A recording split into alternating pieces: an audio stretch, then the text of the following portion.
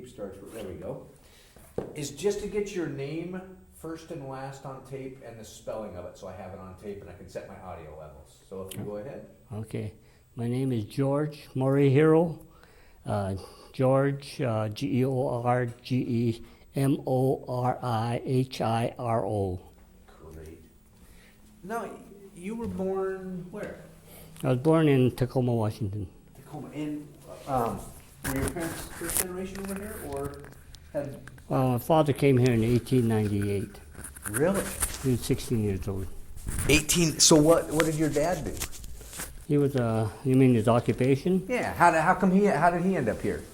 Well, as the story goes, I think he told me that he wanted to get out of conscription. He didn't want to join the Japanese army. And he was 16, so he came over here.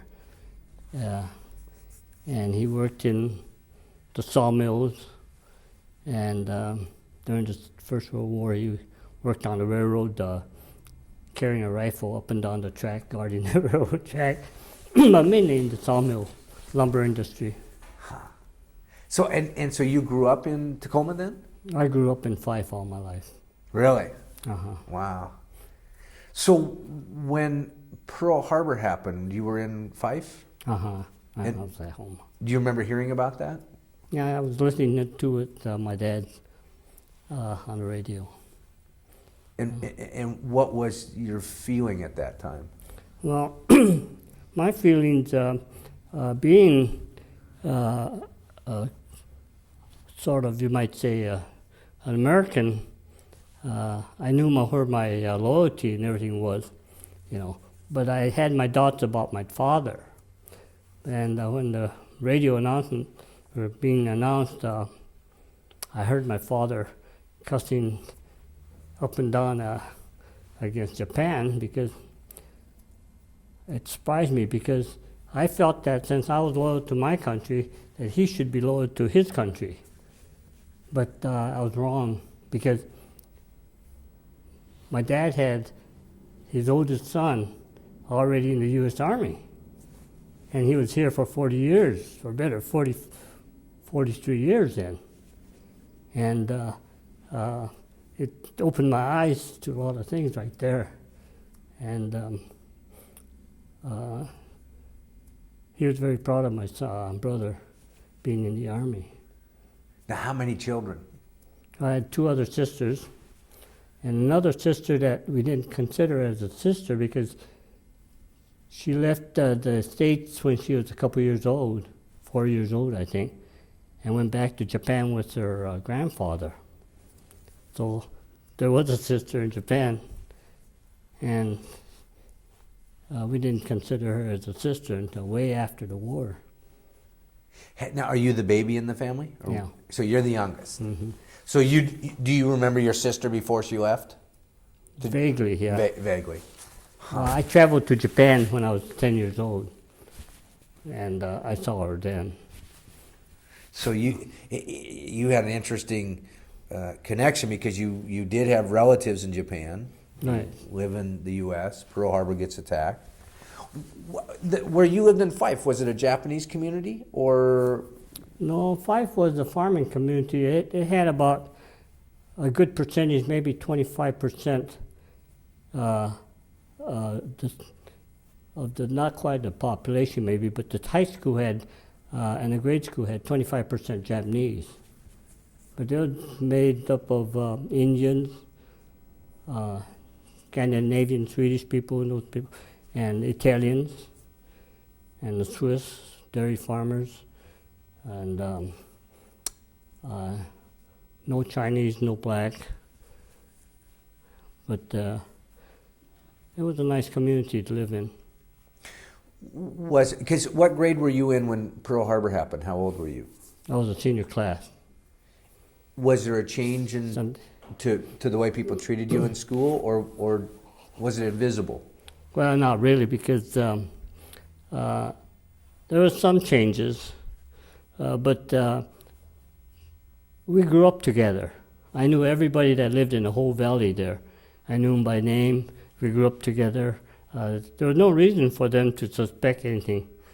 And but there's a few that you can't help it, that said a few words, but not too many. I think most of the neighbors or the people and students were pretty good. Now, did your family go to one of the camps then? Were they? Yeah, we all went to the camp. Which internment camp? Well, ironically, Fife High School gave us our graduation diploma on May 11 for 20 of us Japanese American. And on May 12th, the very next day, I was behind barbed wire fence in Puyallup.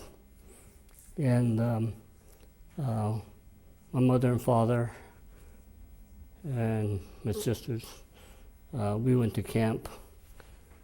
And it's quite an experience.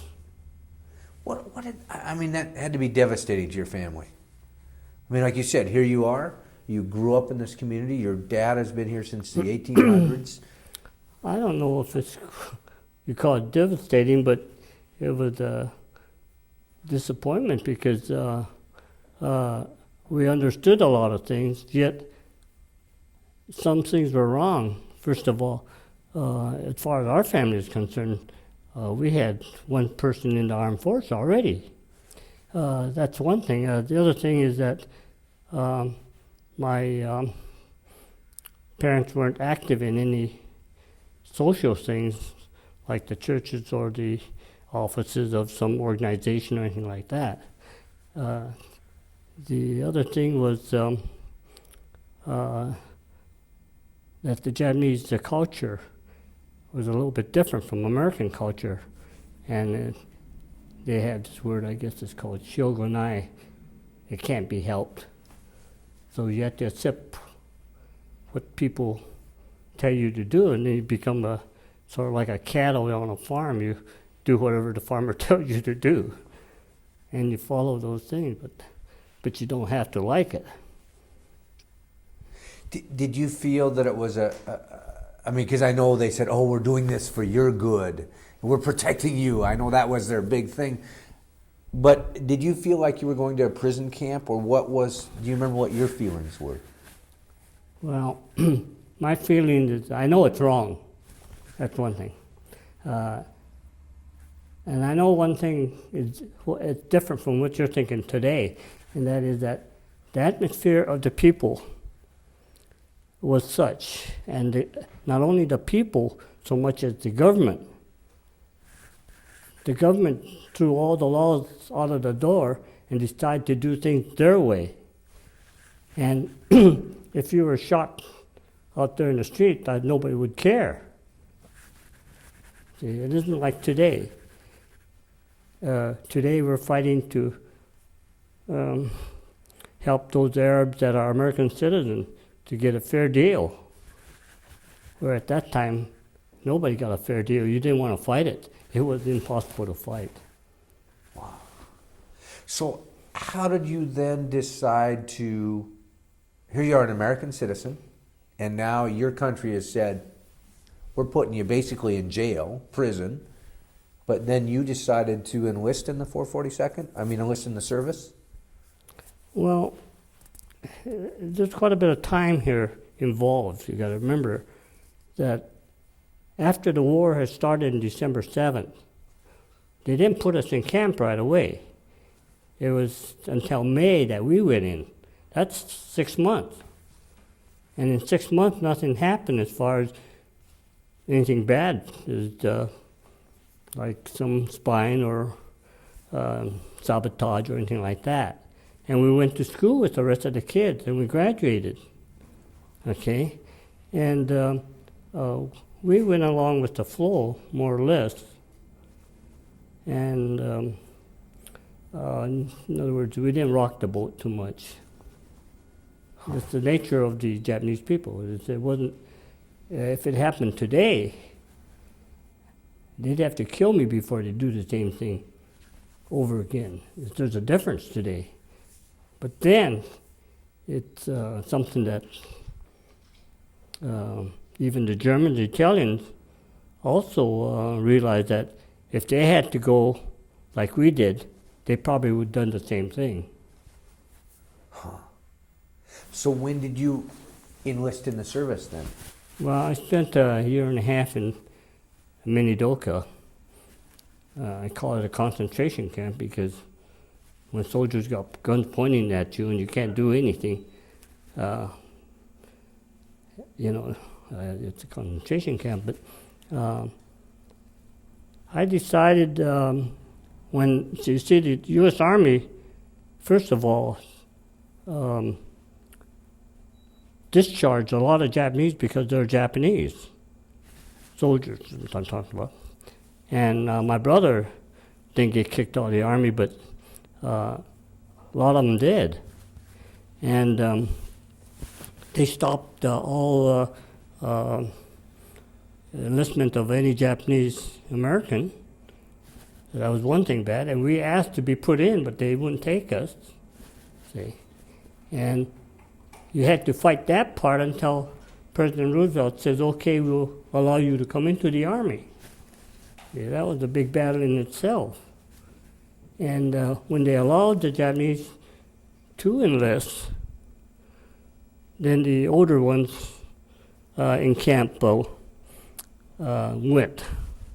and volunteered. And they formed the 442nd Regimental Combat Team. And it wasn't long after that I wanted to follow them. And I told my mother I wanted to volunteer. I told her I was going to volunteer, and she couldn't stop me, but she cried all day and night and said that one in a family is enough. And they weren't going to stop me from doing it, but it was so pitiful. I felt so sorry for my mother that I decided that I won't volunteer, but I found myself in the Army 2 months later. Anyway, I was one of the first to go out of the camp, which has worked out all right. So how old were you then when you got in the service? 18 or 19. Yeah, still a kid. Still pretty young. Yeah. Yeah. The others that went were quite a bit older than I was. They were in their 20s, But I was pretty young then. Pretty small, too. Oh, I was kind of a tough kid. I wrestled in high school, and I did boxing in camp, and I did a lot of hard work, and I only weighed 112 pounds, so I wanted to prove something to myself, too. Now, was there any choice of where you could go, or were you specifically being Japanese American going to the 442nd? That was... Yeah, you had a choice. You had a choice of either going to the Europe to fight or go to the Pacific to fight. And if you took the Pacific route, that means you're going to be fighting against Japan, and you'll be in the military intelligence. But you had to know how to speak and read Japanese. I got kicked out of Japanese school in the 3rd grade, so I didn't know any Japanese at all. But I didn't want to go that way anyway. And I wanted to be in the 442nd. So when you left the States, where did you sail to? Where did you end up to start your... Well, we went to Mississippi to train, Camp Shelby, Mississippi. Then went to New York to, and then from New York to Southampton, England, London, at Glasgow, Scotland, then to London, then to Southampton. Then we took a landing craft to France, Le Havre, ended up in Epinal, right behind the lines of the Lost Battalion. So when did you see your first active action? When? Well, funny, the first action was right there when I joined the 442nd. Our I Company had just rescued the Lost Battalion 1 or 2 days before, and they just got off the line, and there were six of us replacement that went to I Company, and I Company had only 4 men left, 4 riflemen left. They actually had 6 from headquarters, so that made 10 of them and 6 of us. And the first action I saw was that night when they said that there's a theater downtown and you could go see a movie. So I went to see the movie, and halfway through the movie, the guy gets up and he says, "Okay, everybody, just slowly get out of here because there's an air raid." And I don't want to be in anything like that again, because when a whole theater empties out at one time, quietly in the dark, I just got squashed between everybody, because everybody leaves their seat and go out in the aisle to get out. And good thing they didn't panic, but they walked out slowly, but it was so tight in there that I got lifted off my feet a couple of times. You know what I mean? You can imagine yourself going to a theater and everybody gets up at one time and decides to leave. You know? So when you went outside, was there an air raid going on, or? Well, actually, there wasn't. There was an air raid, but it wasn't even close. So I went back to the old barn where I was sleeping, and that I said no more. Huh. But the excitement, it doesn't faze me, because when we first met the company, got into the company, there was only 4 men left. And you can imagine a replacement joining a company with nobody there. And you think, this is going to be this bad, you know? And it was, because first thing, the guy in charge of the company, there was no officers or non-commissioned officers. The guy in charge was a private. And he said, "I want 6 volunteers." And there was only 6 of us. And he said, "What for?" And he says, "I want each of you to grab an automatic rifle." And they're sitting in the mud right on the ground. And the guys said, "Take your choice. There's 3 BARs and 3 Tommy guns, Thompsons." And the smarter guys rushed for the Thompsons because they're lighter. And I just picked up what was left. There was a BAR.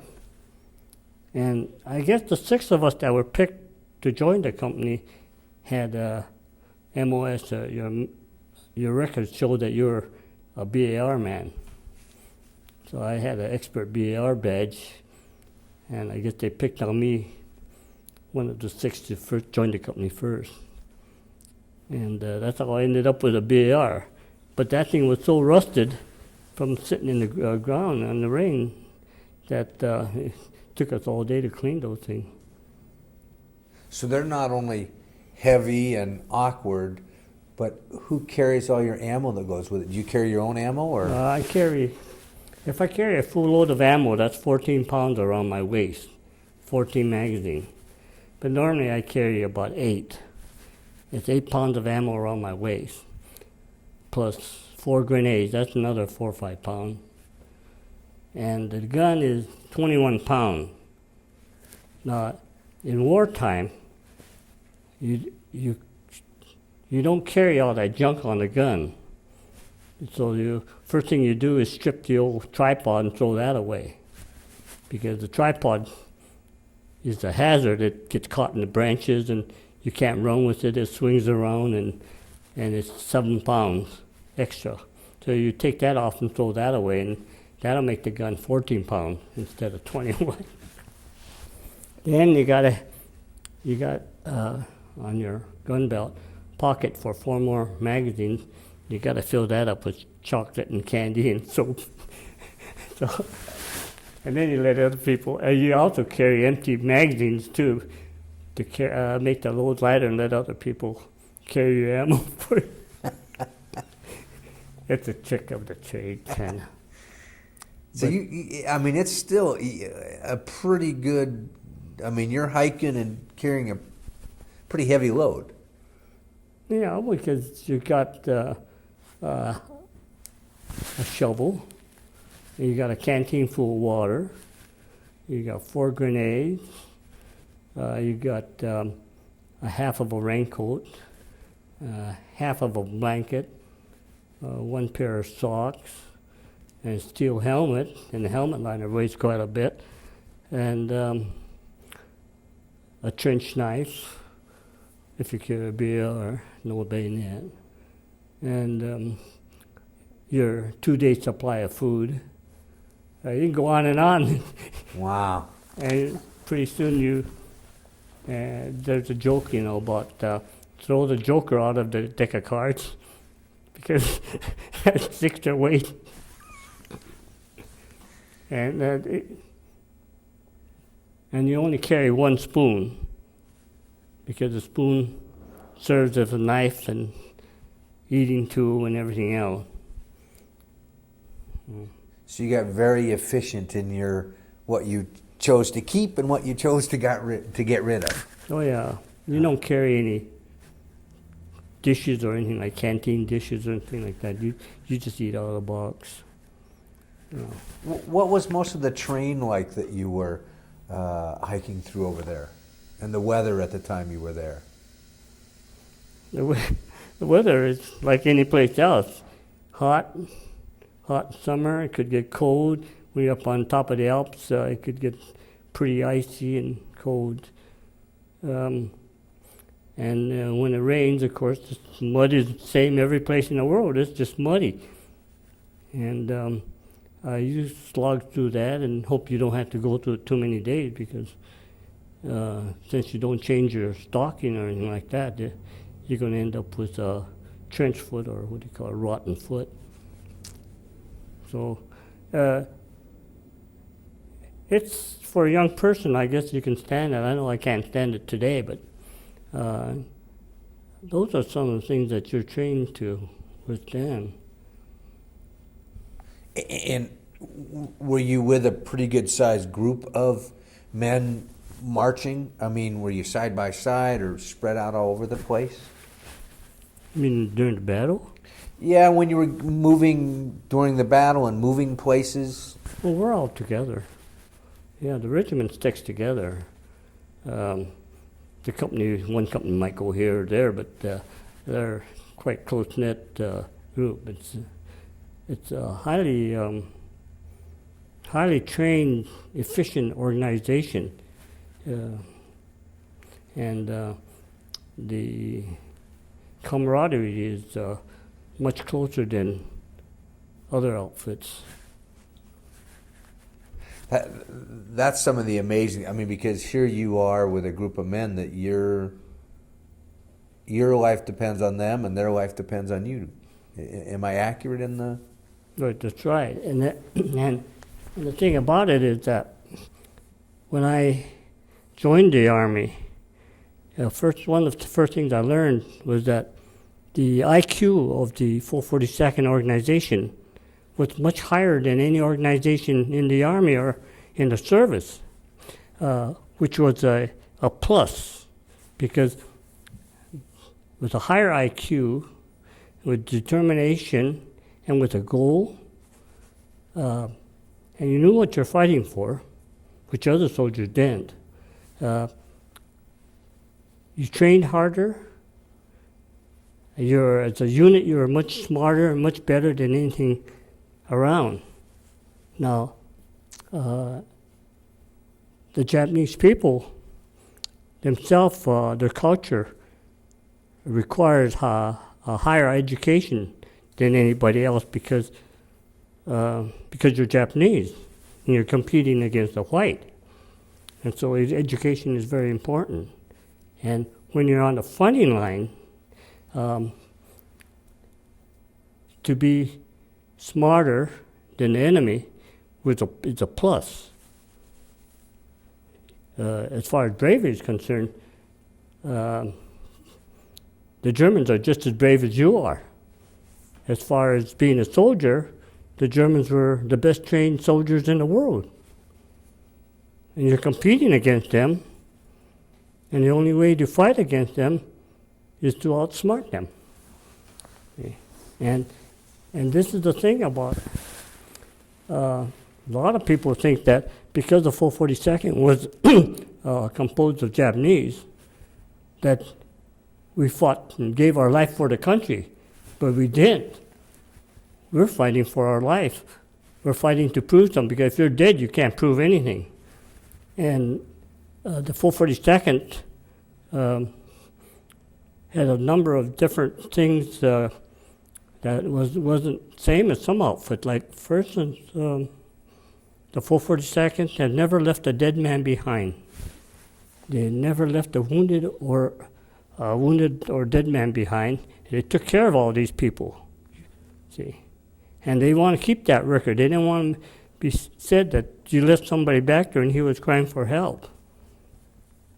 See, and you know that if you got hit, somebody's going to be there to help you. And as far as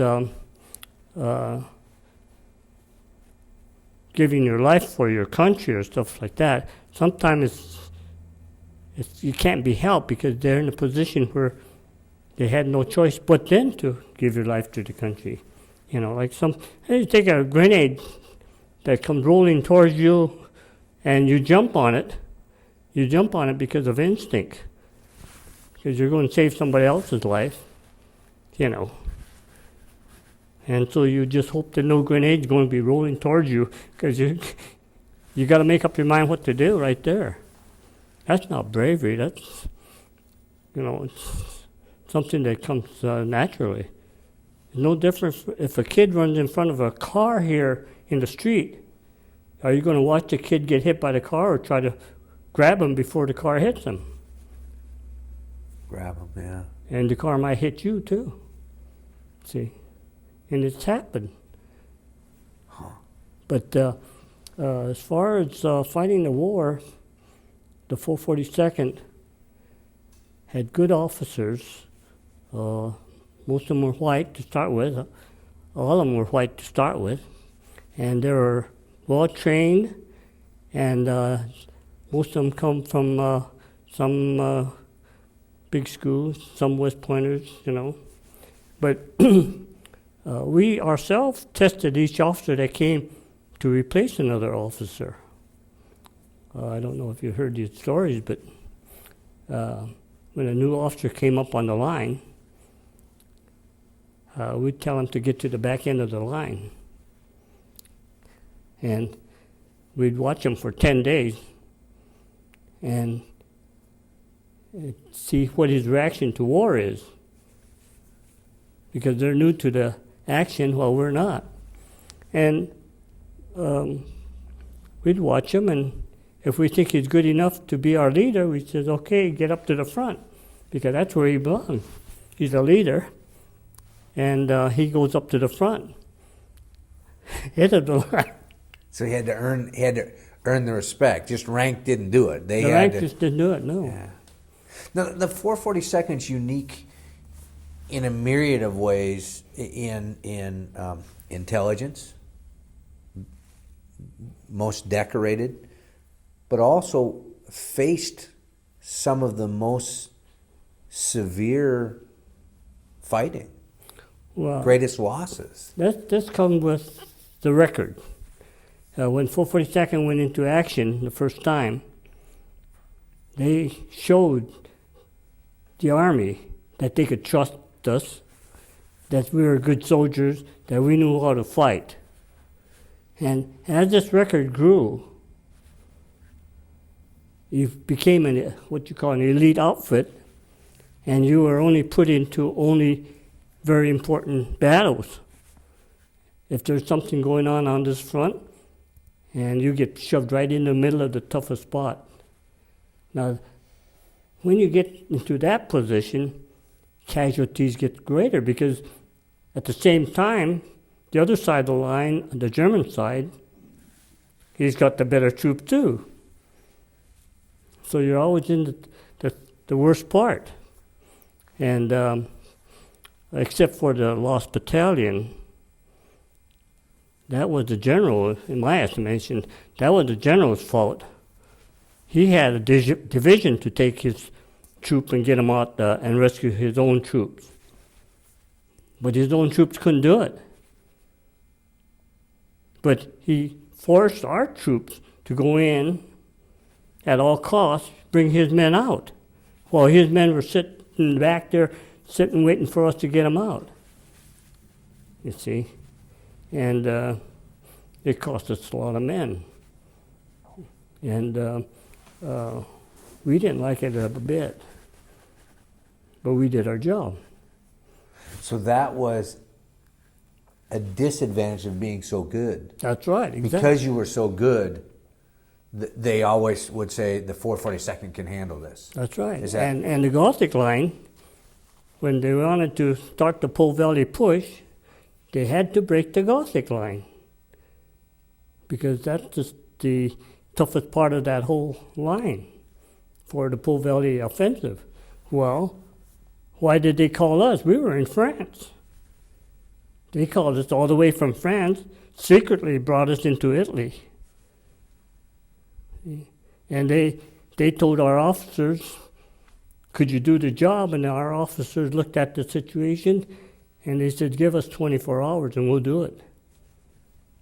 And these generals or the military people were surprised, that only 24 hours?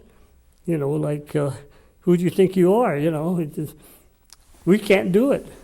Because there had been fighting going on already for quite a while at the Now, for students that wouldn't know what the Gothic Line is, this, if I understand right, a mountain range. Mm-hmm. The Germans have been digging in and setting up here for months. They have... Right. See, what happened was when they're fighting in Italy, before the European side there, they're fighting in Italy, the German last defensive line was the Gothic Line. And before they got to the Gothic Line, the U.S. Army quit fighting so they can concentrate the war on the Normandy coast and the French coast, for the invasion of France. And so the Germans had 9 months to prepare for this. Well, this part of the Gothic Line, the hill part, the Germans took 16,000 Italian civilians and forced them to make all these fortifications in these hills.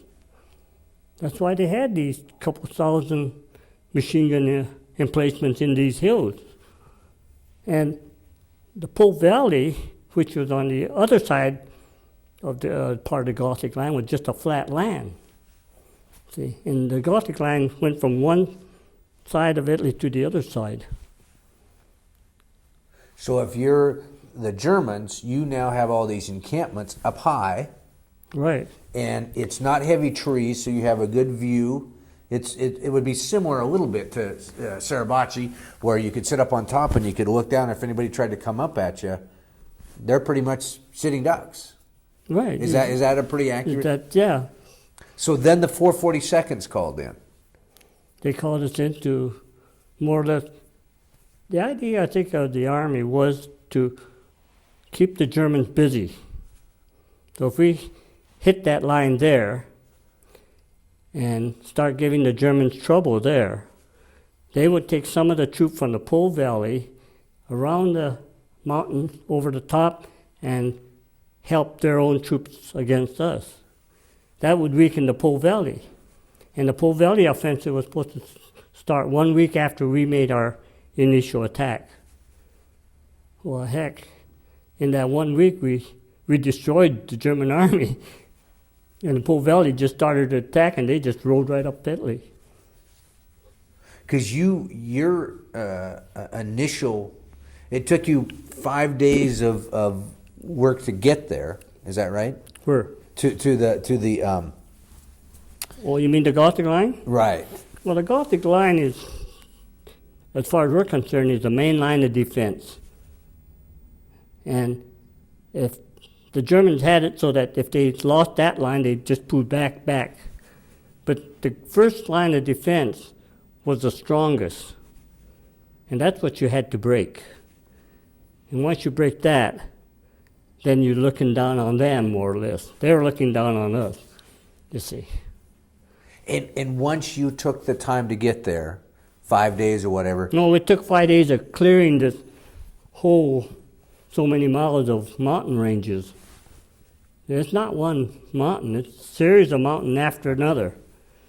Mount Belvedere and some of those, you know, and town after town until you got the Germans on the run. I think Carl wants to know, when you finally were moved into Italy, how did you approach taking the Gothic Line? He wants to know how you How we did that? Yeah. Well, first of all, we left France in a landing craft.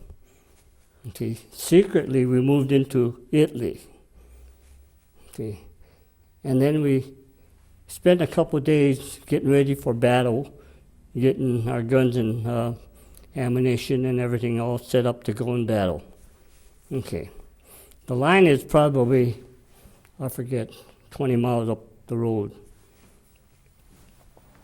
And so this one day, April 2nd, we all get on the truck and we go to this town of Pietrasanta, more or less, and get down there right pretty close to the line. Now, where we're traveling is along the Mediterranean Sea. There's about a mile or so stretch of flat land before the mountain goes up into the inland. And we're going alongside the foothills until we come to this town, and we disembark off our truck. And in total darkness, we're going to go take up our position across from the German. But I Company, which is my company, we had the last position at the far end of the hill, up the range, opposite the Germans. So that night, we marched in total darkness, no noise, no sound, no radio communication, nothing. And we quietly marched 8 miles to our position opposite the Germans, on the forward side of the hill. Now, we're told to get into this house. There was a little town of Asana. We're told to get into the houses and don't make yourself be seen because the Germans are looking down on us. And we're to stay inside the house all day. Now, this happened all up and down the ridge from the starting point. And each company had their objectives hilt they're going to take. And I Company, which was on the farthest end, we had nobody on the other side of us, just the mountain. And when it got dark that next night, that's April 3rd, we went down the valley again and then started our climb up this hill about 3,000 feet. Now, the climb isn't so bad because the night before the climb was kind of sort of like a forced march because there was no enemy and we were on more safe ground, but it was just a long climb up the hill, 8 miles. But now we're going to go into enemy territory, and the hill was steeper. It was going straight up.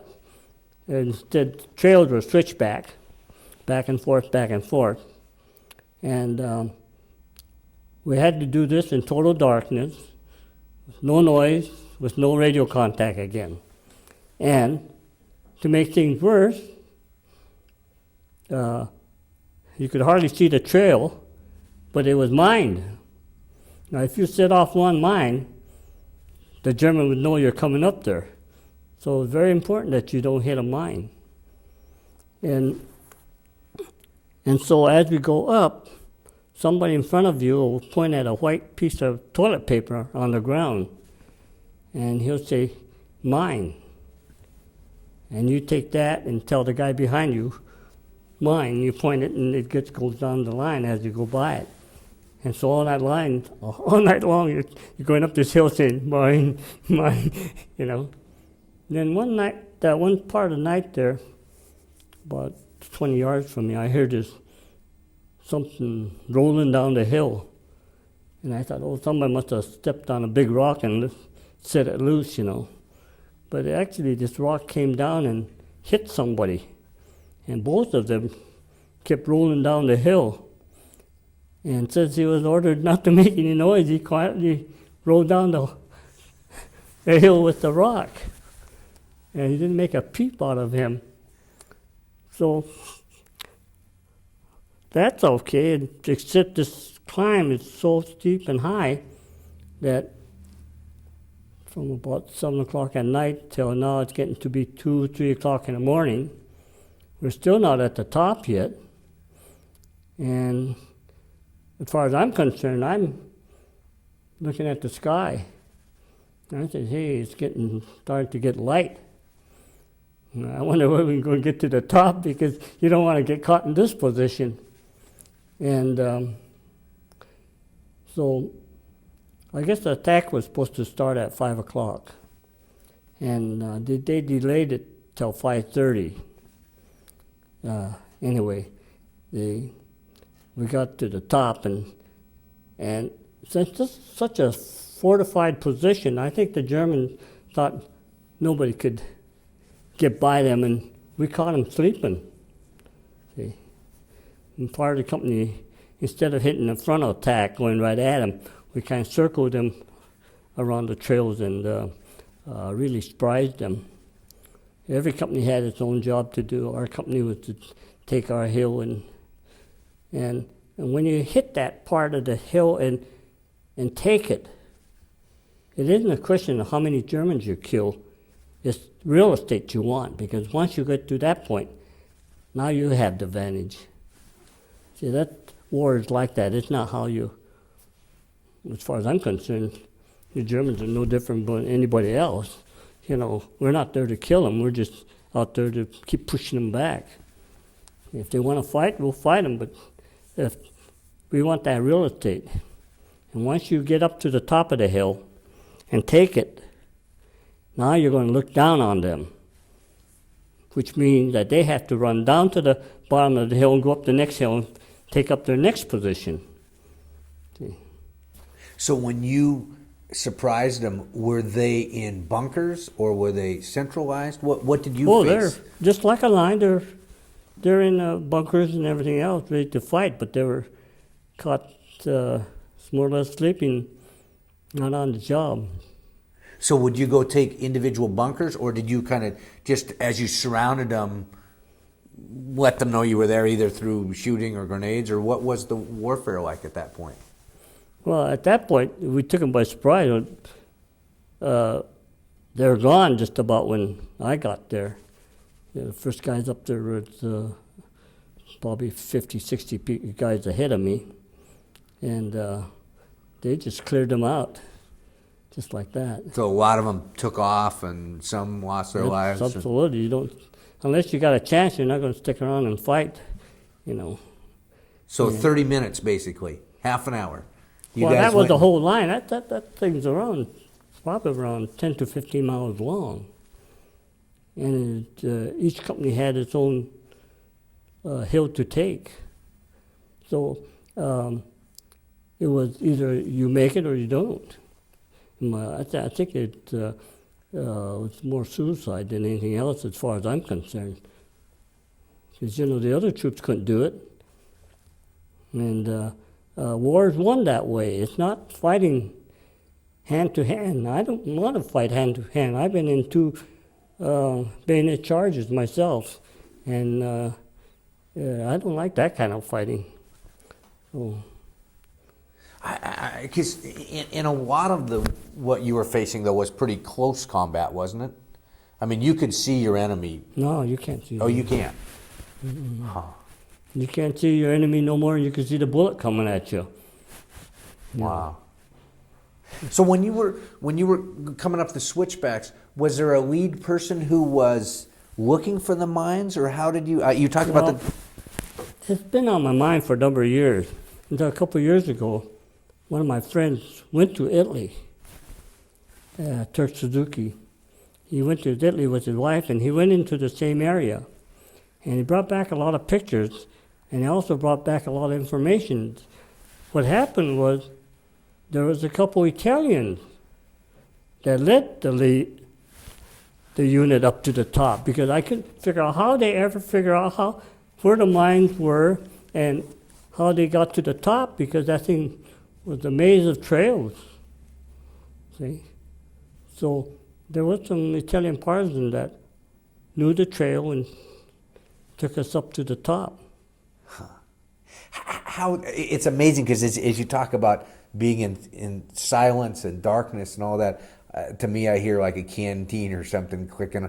But how dark was it? I mean, did you have to stay so close to the soldier in front of you to know where you're going, or was there a little moonlight? Or you don't see nothing. A dark night is a dark night. It's not like a city light. You know, dark city is light. Yeah. If you ever done camping, and when you're up in the hills, you can see all the bright stars and everything. It's so dark, but it isn't so dark as pitch black. You know, it's just dark, and you can make out rocks aren't all black; they're all gray or shiny or something. You know, and there's no moon out or anything like that, thank God, you know. But you're about 3-4 feet apart. And it's not that hard as marching the night before, because now you're going up a steep hill and there's a lot of stop and go, because that's how it is. You just can't keep going up a steep hill like that. You have to take your breaks and stop and rest, and when the front stops, then it's like a freeway how it stopped. But when the front gets started, you don't start either, because you have to wait until it stretches out again. You know what I mean? So there is some rest in between. And war is a real funny thing, because you know, if you had to fight a war like this show on the movies, you could only last about 2 weeks and you'll go crazy. Your mind is not built to withstand continuous gunfire and stress and everything else. You have what they call shell shock, which is nothing more than a nervous breakdown. That's what I was going to ask you. If going up this trail, do you remember, was there fear, or is there so much else going on in your life that... There's no fear. There's a fear of getting killed, but it isn't a fear like being scared or anything like that. There's always some kind of fear. Fear that they'll spot you before you get to the top and you don't have a chance to fight. You know, there's something else that's being scared. We don't want to have anybody scared, because a scared person is somebody who is out of his mind or isn't trained right. See? So you have a fear, like an adrenaline fear, maybe? Would that be a way of... Well, first of all, it's hard to explain. You go and you're going to do the stuff, and you know what you got to do. And you're going to depend on the guy next to you, and he's going to depend on you. And you don't have that fear in our type of a 442nd outfit, because you know you're good. Your chances are a lot better. And you ain't going to have somebody desert on you. Did you know any of the people you served with before you got into the 442nd, or was it all new people that you met? Any people from home? Or? Well, being confined in a concentration camp in one spot, in Puyallup and in Minidoka, we got to meet a lot of people we didn't know before. You know, and they had things like sports and things that you got to know a lot of people. So there was a lot of people, you know, that you knew. In fact, in my squad, I had Kim Morimoto from Bellevue and George Murakami from Sumner, myself, and Shiro Kashino was my platoon sergeant. He was from Seattle. See, so we had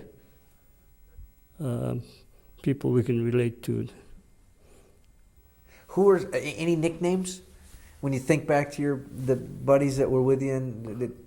Well, there was Cash. He was one of the bravest guy in the unit. You call him Cash, Kashino. There was,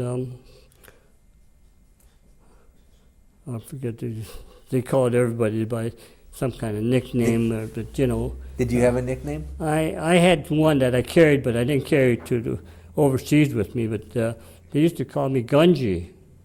And it's because my father's name was Gunjiro. And as I went to school, some people started calling me Gunjiro, which is an odd Japanese name. And they called it short, they made it Gunji. And every once in a while, somebody will yell and say, "Hey, Gunji," you know, and I know it got to be an old friend. We had a guy by the name of Portuguese. I don't even know his real name, you know, and Who was Dimples? was that Who was Dimple? Dimple? It's in the picture, it says to Dimples. Well, that was my assistant, Kim. Yeah, she's from Bellevue. He called me that, so I didn't use that name that very much. But he did every once in a while. He'd call me that, but I had these dimples. So you were an extremely tight knit group. Well, yeah, but we weren't so close that when one guy died and he was a good friend of yours, you went and got a little shock from it. We didn't want to make too close of I didn't anyway, friendship relationship with any of the guys I was with. Because I knew one thing, that next day, either I get killed or he might be gone. We just have to take that loss as we go along, you know. And I had different ideas, because being younger than a lot of people, life didn't mean anything to me. You know, I only looked forward 10 days ahead maybe at the most, you know, like a young kid. So what I thought about life was to have fun. This is fun. This is exciting, you know. But it gets kind of hairy at times. What? Because looking at your pictures are great that you have, because it shows a whole variety from on the front to some of the probably more fun times when you got to go out and tour a little bit. When you sat around and had a moment just between action or whatever, do you remember conversations you had? What types of things you talked about? Or? Oh, sure. In the wartime, the conversation between the troops, you know, is always about one of the actions and what one guy did or another guy did, or some bravery that, you know. That'd be one of the best things for me, because I always listen to these stories these guys did. It was real interesting. You know, you talk about, let's say, shell shock. You ask a guy, he says, "How many guys get shell shocked?" And the guy would tell you, "Well, so-and-so got shell shock." And I said, "How'd he get shell shocked?" And he said, "Well, he said this big 88 shell hit about 10 feet in front of him and went through the ground and stopped between his legs." I guess that would make a guy shell shocked, because it's supposed to explode, you know. And it was a dud. It stopped right between his legs. And he went crazy, you know. Shell shock, stuff like that, you know. Or somebody could be under heavy gunfire for days after days and just can't take it anymore. And that's same way as a human being in any place in the world where you get overloaded with so much tension that your nerves can't take it and you break down. And war's no different, you know. That's why you're not fighting every day, you know. You can't take it. That's probably, I think, one of the kind of myths of Hollywood, because it makes it look like they're in action every moment, where there's a lot in between, isn't there? Yeah, like the Hollywood, they shoot thousands of shells, rounds, and nobody gets hit, you know. But in the front line, one round could kill you, see?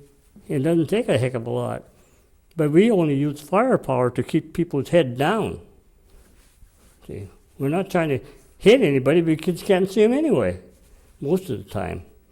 If he's running from you somewhere, you might, or running at you, you get a good shot at him. But other than that, you know, you're hidden. And another thing too, in the Army, you have action for so many days, and then you're off the line, and you go back into action, you know. But the thing about the whole overall picture, you got to remember one thing: very few people get killed in war, because for every fighting man who is the bulk of the people getting killed, the front line, there's 50 soldiers for each man on the front line. And those 50 have to service that one guy. They're not in harm's way, you know.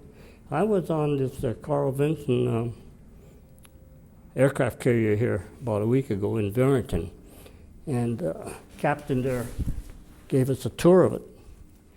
And we asked him, how many men do you have on the ship?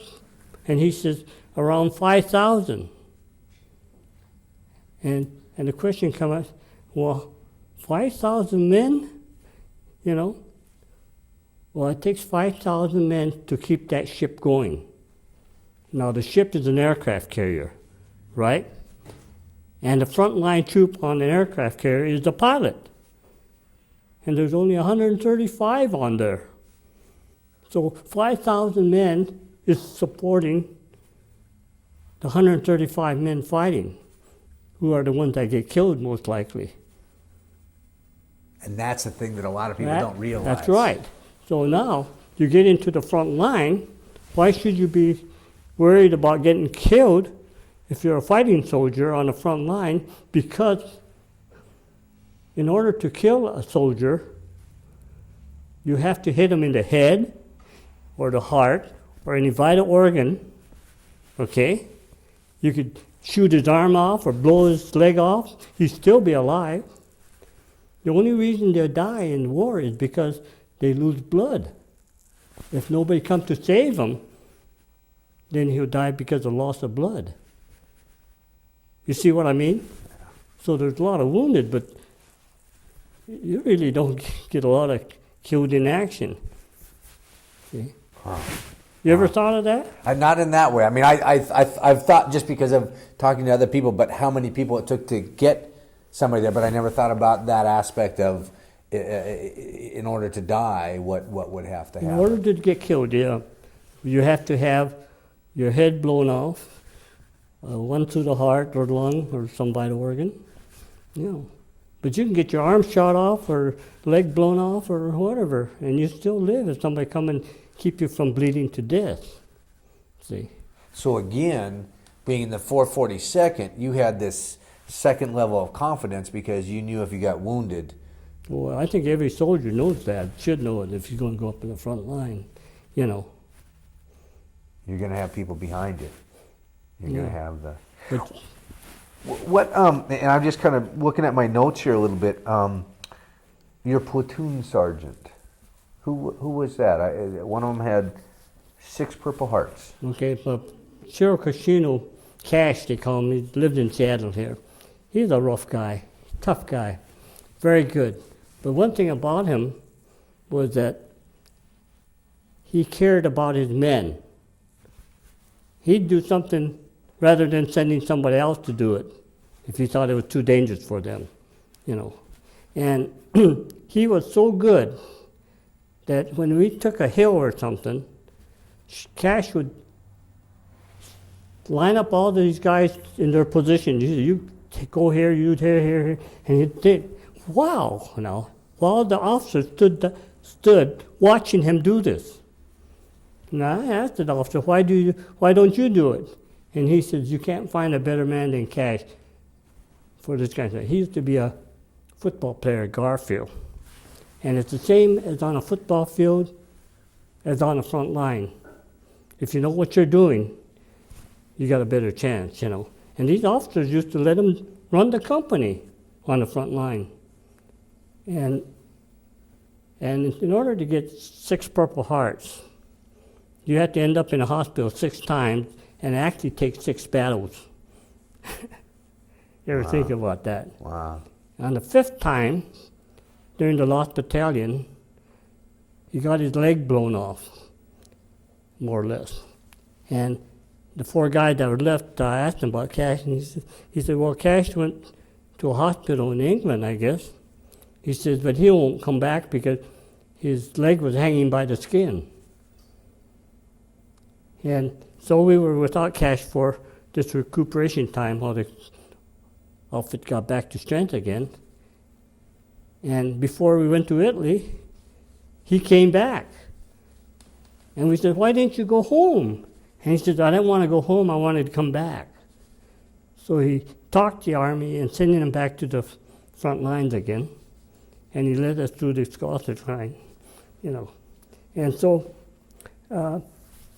he had a Silver Star and 6 Purple Hearts, but I remember he had 6 citations pending yet.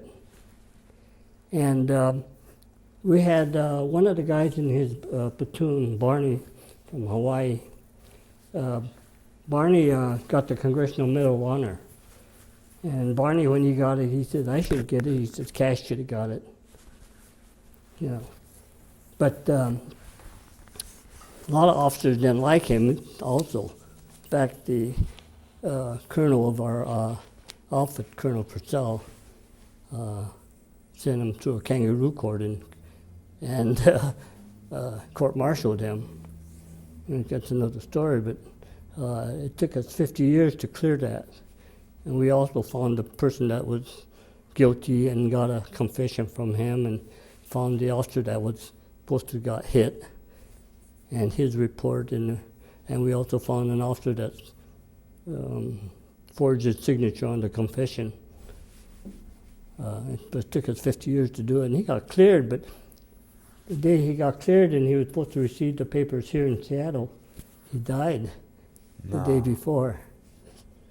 But he knew it was coming, so he was satisfied, yeah. So he was one of those men that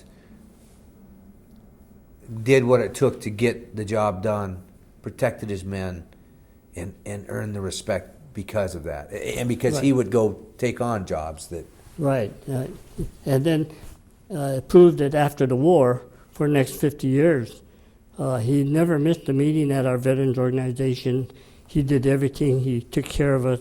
And he was a pretty highly rated community participant, you know. But he was quite a man. He's been written in many books about the full 42nd.